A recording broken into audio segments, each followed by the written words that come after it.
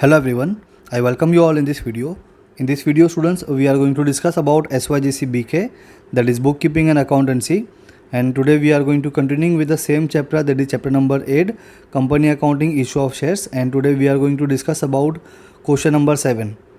Okay so issue of shares ये chapter कर इसके क्वेश्चंस करने के लिए बेसिकली दो स्टेप्स हम फॉलो करते हैं. सबसे पहला होता है जहाँ पे हम लोग पूरे क्वेश्चन को अच्छे से रीड करते हैं एंड रीड करने के बाद में हम इसका वर्किंग प्रिपेयर करते हैं, राइट. तो चलो अगेन हम लोग सेम चीज़ सेम स्टेप को फॉलो करते हुए बढ़ते हैं आगे. क्वेश्चन में हमको दिया हुआ है सुभाष कंपनी लिमिटेड इशू. तो जो जहाँ पे भी इशू आपको दिखेगा उसको आपको अंडरलाइन करना है इस तरीके से. Issue 2000 equity shares of ₹100 each, मतलब एक शेयर का वैल्यू कितना है 100. ओके, अब ये पैसा किस तरीके से मिलता है आपको देखो. Payable as ₹30 on application, 30 on allotment and ₹40 on first and final call. मतलब ₹30 एप्लीकेशन पे मिल गया, ₹30 अलॉटमेंट पे and ₹40 first and final call एक साथ में आपको मिल गया.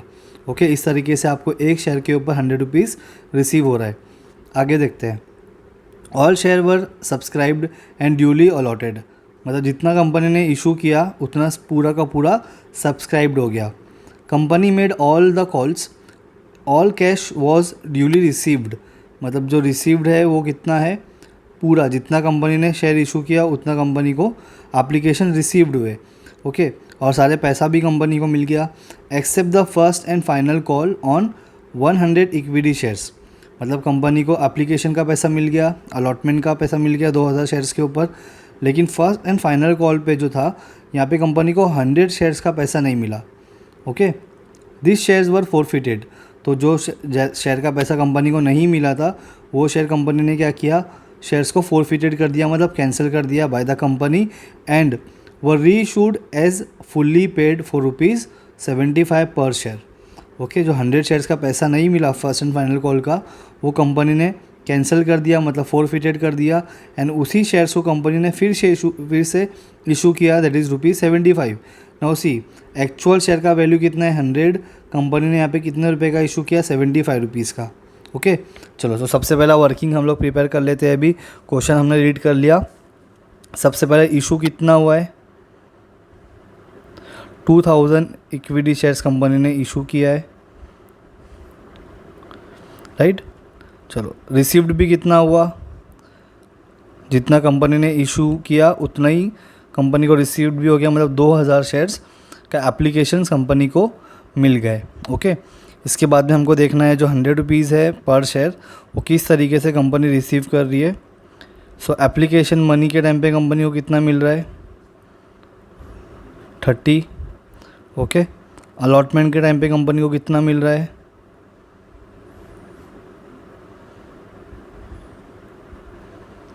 30. फर्स्ट एंड फाइनल कॉल के टाइम पे कंपनी को ₹40 मिल रहा है.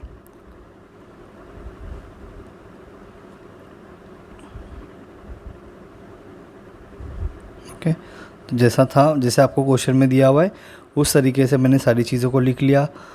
अब कंपनी को कितना एप्लीकेशन आया, कंपनी ने 2000 शेयर्स इशू किया, 2000 एप्लीकेशंस इशू किया और 2000 ही कंपनी को एप्लीकेशंस आ गया. तो यहाँ पे कितना आपको मल्टीप्लाई करना पड़ेगा, सबको 2000 से मल्टीप्लाई करना होगा.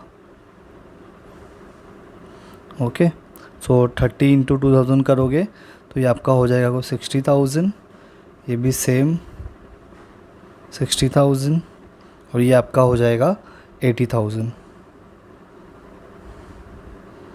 राइट. चलो तो ये अपना वर्किंग नोट जो है यहाँ पे कंप्लीट हो गया. जैसे कि आपको पता है एप्लीकेशन की 2 एंट्री हम लेते हैं, अलॉटमेंट की 2 entry and first and final call की 2 एंट्रीज.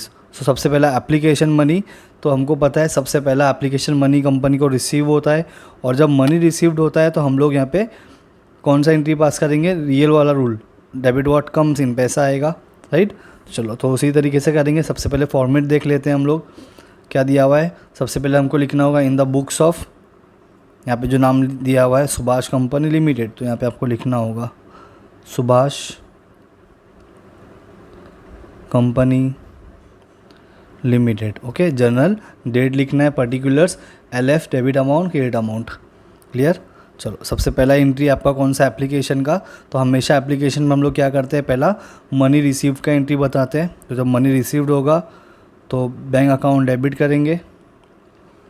कौन सा पैसा मिला आपको, इक्विटी शेयर एप्लीकेशन का, तो लिख दो equity share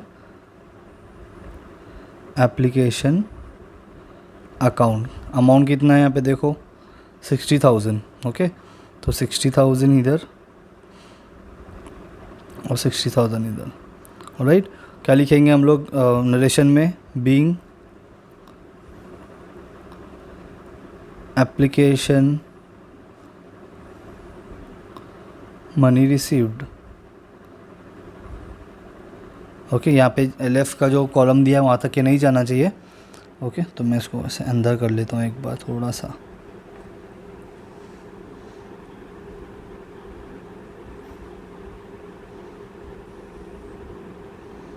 done.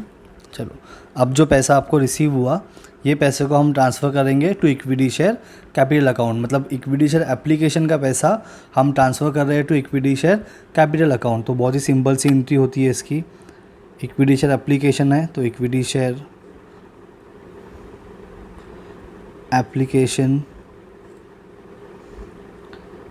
Account debit, कहाँ पे ट्रांसफ़र करेंगे, to equity share capital account. Very simple. चलो, कितना अमाउंट है 60,000, सो लिख दो 60,000 60,000। राइट, नरेशन में क्या लिखेंगे, ट्रांसफ़र किया पैसे को, तो being application money transfer to equity share capital account.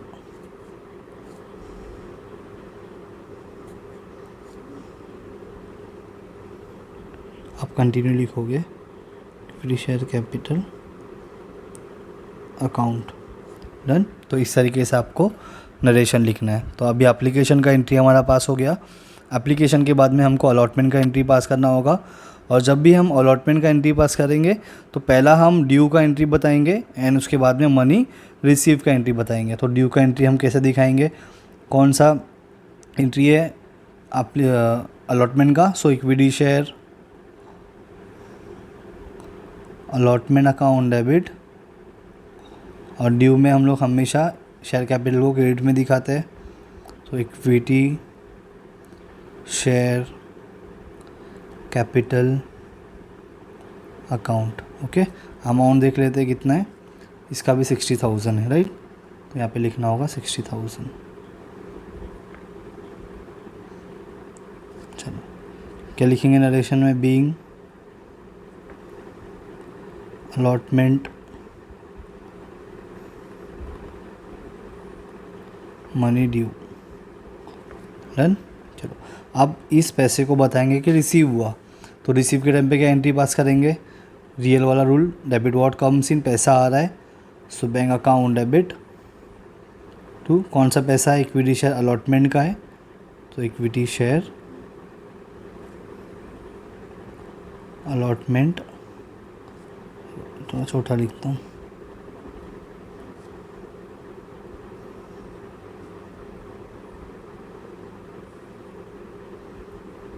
Account. Very simple. कितना अमाउंट है 60,000, सो लिख दो 60,000 60,000। नरेशन में क्या लिखेंगे, being allotment money received.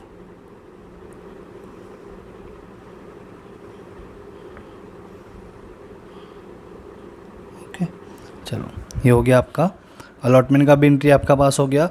Allotment के बाद में आपको कौन सा एंट्री दिखाना है, यहाँ पे जो दिया हुआ है सम के हिसाब से फर्स्ट एंड फाइनल कॉल का। तो जिस तरीके से अलॉटमेंट का एंट्री पास किया उसी तरीके से हम लोग फर्स्ट एंड फाइनल कॉल का एंट्री भी पास करेंगे।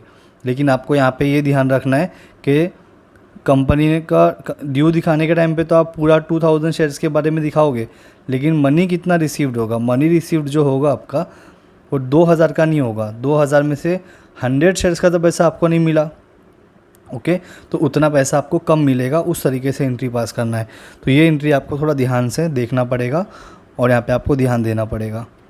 ओके, तो चलो अभी आगे बढ़ते हैं हम लोग। पांचवा एंट्री क्या है, पहले ड्यू का एंट्री दिखाएंगे। जिस तरीके से इक्विटी शेयर अलॉटमेंट का एंट्री दिखाया उसी तरीके से फर्स्ट कॉल का भी दिखाएंगे। सो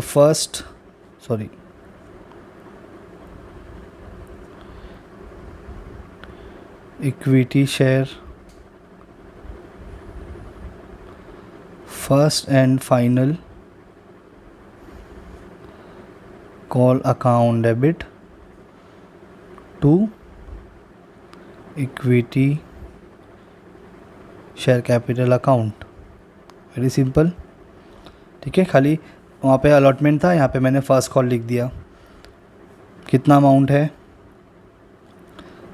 80,000, तो यहाँ पे हमको लिखना होगा 80,000। ओके, ड्यू के टाइम पे हम 80,000 ही लिखेंगे, हम बता रहे कि इतना मिलने का बाकी है। ओके, नरेशन में क्या लिखेंगे, being first and final call money due, done. Okay, अब मनी रिसीव्ड होगा, लेकिन यहाँ पे आपको ध्यान देना है कि आपका टोटल मनी कितना ड्यू है, 80,000, लेकिन 80,000 में से आपको 100 का तो मिला नहीं है अमाउंट, तो 100 शेयर्स का नहीं मिला है। अगर एक शेयर का वैल्यू कितना है, यहाँ देखो, एक शेयर का वैल्यू है 40 रुपीज़। सो 40 रुपीज़ आपको नहीं मिला 100 शेयर्स का, मतलब टोटल कितना होता है आपका, मैं यहाँ पे लिख देता हूँ 1 सेकेंड। ओके, 40 शेयर्स का 100 शेयर्स का आपको पैसा नहीं मिला, तो ये कितना हो जाएगा आपका, 40 इंटू 100 करेंगे तो 4,000 हो जाएगा। तो ये 4,000 आपको नहीं मिलेगा अगर 80,000 में से, तो आपको कितना मिला, 76,000 मिलेगा। ओके, तो ये आपको याद रखना है। 80,000 मिलना था, लेकिन 2,000 शेयर्स में से 100 शेयर्स का पैसा कंपनी को नहीं मिला। ओके, तो 100 शेयर्स का आपको माइनस करना पड़ेगा, तो 80,000 में से 4,000 रुपीज़ आपको माइनस आप करोगे तो ये अमाउंट आ जाएगा 76,000, राइट। तो अभी आप जो मनी रिसीव्ड का एंट्री बताओगे वो 76,000 का दिखाओगे। ओके, तो यहाँ पे हमारा हो गया 5, अब आते हैं 6 पे। तो यहाँ पे क्या दिखाएंगे, अब वही पैसा मिला, तो बैंक अकाउंट डेबिट, कौन सा पैसा मिला, इक्विटी, एंट्री सेम होगी, एंट्री में कोई चेंजेस नहीं होगा, equity share first and final call account, done. कितना अमाउंट था, 76,000 रिसीव होगा। ओके, आपको चाहिए तो मैं यहाँ पे आपके लिए लिख देता हूँ सो दैट आपको मालूम रहे। ओके, वर्किंग बना दो यहाँ पे आप, नरेशन लिखने के बाद मैं आपको नीचे वर्किंग दे देता हूँ, वो वर्किंग को आप लिख देना, राइट। चलो हम लोग नरेशन क्या लिखेंगे, नरेशन में लिखेंगे being first and final call money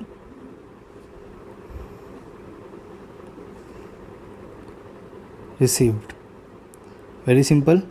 चलो यहाँ पे खाली मैं लिख देता हूँ आपके लिए, टोटल 40 रुपीज़ था, अगर आप 2,000 शेयर से देखोगे तो कितना होगा, 80,000, राइट। अब लेकिन ये 40 रुपीज़ आपको नहीं मिला कितने शेयर्स का, 100 शेयर्स का, तो इसको आपको माइनस करना पड़ेगा। तो यहाँ से आपको ये 4,000 जो है इसमें से माइनस करोगे तो ये आ जाएगा आपका 76,000, राइट। चलो आई होप यू अंडरस्टूड। आप ये साइड में कहीं पे भी चाहिए तो आप लिख लो, मैं यहाँ से इसको इरेज कर देता हूँ।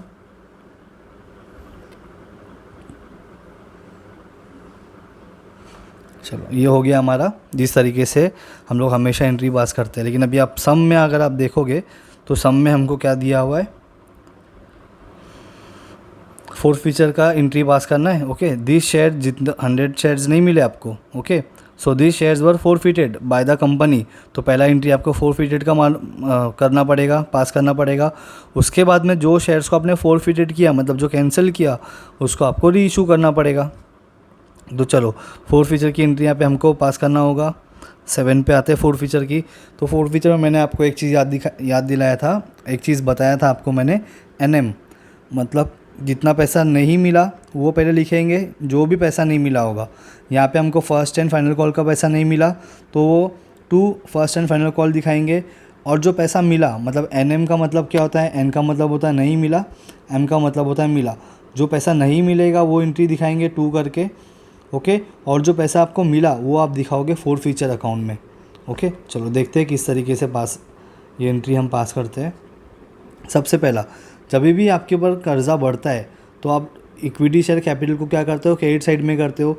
जब आप शेयर को कैंसिल कर रहे हो तो आपके ऊपर से जो बर्डन है, जो लाइबिलिटी आपका वो कम हो रहा है, इसके लिए हम लोग इक्विटी शेयर कैपिटल अकाउंट को डेबिट करेंगे, ओके। तो सबसे पहला एंट्री क्या होगा फोर फीचर में आपका, equity share four feature account debit, very simple, okay. अब पैसा जो नहीं मिला, कौन सा पैसा नहीं मिला, equity share first and final call का नहीं मिला, तो यहाँ पे आपको लिखना पड़ेगा equity share first and final call account, very simple, okay. ये तो आपको नहीं मिला। अब कौन सा पैसा आपको मिला, वो जो आपको मिला है वो आप कहाँ पे दिखाओगे, इक्विटी शेयर फोर फीचर में दिखाओगे। तो यहाँ पे आपको लिखना होगा equity share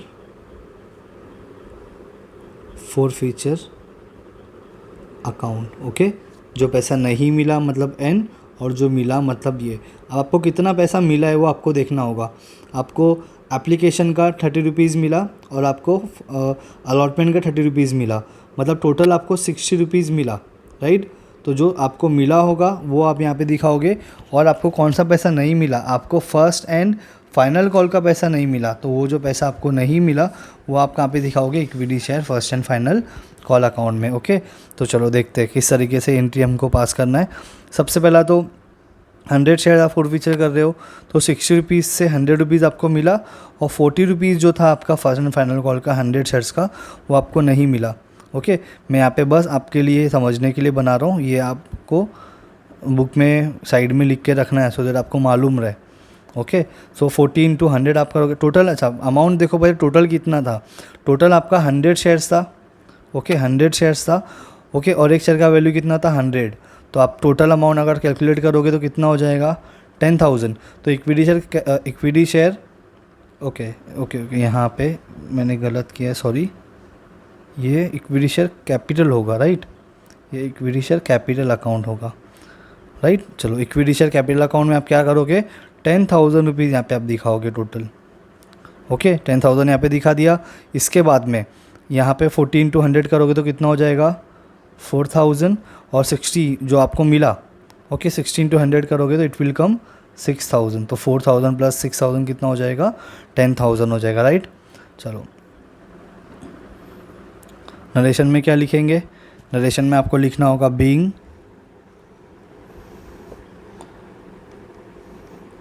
four feature of 100 equity shares आप पूरा लिखोगे on account of non payment, कौन सा पैसा नहीं पे किया, non payment of first and final call, very simple, right. चलो तो इस तरीके से आपको फोर फीचर का एंट्री पास करना है, ओके। अब ये जो आप शेयर्स आपने फोर फीचर किया, कंपनी ने इसमें आपको सब में क्या दिया हुआ है कि इसी शेयर्स को आपको क्या करना है, फिर से री इशू करना है, ओके। तो री इशू का एंट्री आपको पास करना होगा। और जब आप शेयर को री इशू करोगे, आप बेचोगे शेयर्स को, तो पैसा आएगा, तो यहाँ पे कौन सा एंट्री हम लोग पास करेंगे, ये हो गया हमारा 7। अब हम लोग 8 पे आते हैं, ओके। ये री इशू का एंट्री है। री इशू में हमेशा आपको क्या दिखाना पड़ेगा, bank account debit, okay, to equity.